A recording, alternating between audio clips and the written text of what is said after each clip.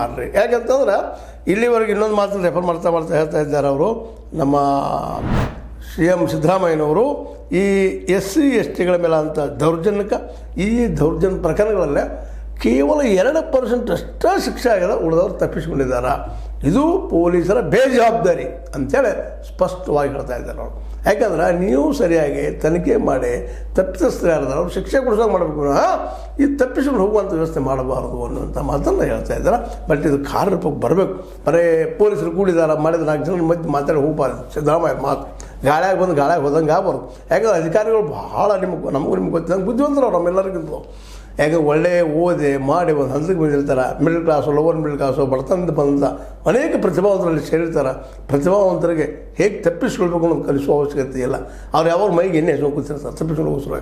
ಅದಕ್ಕೆ ಅಧಿಕಾರಶಾಹಿ ಮೇಲೆ ಹಿಡಿದು ಸಾಧಿಸ್ಬೇಕಾಗಿತ್ತಂದ್ರೆ ಮೊದಲ ಭ್ರಷ್ಟ ಅಧಿಕಾರಿಗಳನ್ನು ಹಿಡಿದ ಅವ್ರು ಶಿಕ್ಷೆ ಕೊಡಿಸುವಂಥ ಕೆಲಸ ಆಗಬೇಕಾಗಿದೆ. ಅದಾಯ್ತಂದ್ರೆ ಅವರೊಂದು ಹಂತಕ್ಕೆ ಬರ್ತಾರೆ. ಯಾಕಂದ್ರೆ ಅವ್ರಿಗೂ ಭಯ ಇರ್ತದೆ, ಭ್ರಷ್ಟಾಚಾರದ ಭಯ ಎಲ್ಲರಿಗೂ ಇರ್ತದೆ.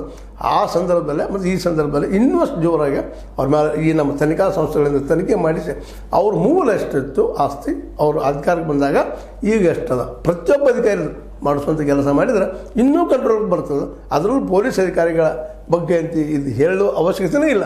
ಪ್ರತಿಯೊಬ್ಬ ಪೊಲೀಸ್ ಅಧಿಕಾರಿ ಕೈ ಬಿಸಿ ಮಾಡಲಾರದ ಅಧಿಕಾರಿ ಕೈ ಬಿಸಿ ಮಾಡಲಾರದ ಕೆಲಸ ಮಾಡಲಾರ ಅನ್ನೋದು ಅಲ್ಲಿಯ ಪೊಲೀಸ್ ವಲಯದಲ್ಲಿ ಜನರ ಆರೋಪ. ಯಾರ್ಯಾರು ಸಿಕ್ಕೊಂಡು ಬಂದಿದ್ದಾರೆ, ಯಾರ್ಯಾರು ಕೊಟ್ಕೊಂಡು ಬಂದಿದ್ದಾರೆ ಪೊಲೀಸರ ಗಜ್ಜಿಗೆ ಅವ್ರು ಹೇಳುವಂಥ ಮಾತುಗಳು ಇವೆಲ್ಲ ಅಂದ್ರೆ ಭಾಳಷ್ಟು ಭ್ರಷ್ಟಾಚಾರ ಇದೆ. ಅದು ಕಂಟ್ರೋಲ್ ಮಾಡಿರಿ ಇವೆಲ್ಲ ಆಗ್ತವೆ. ಯಾಕಂತಂದ್ರೆ ಈ ದರೋಡೆಕೋರರು, ಲಫಂಗರು,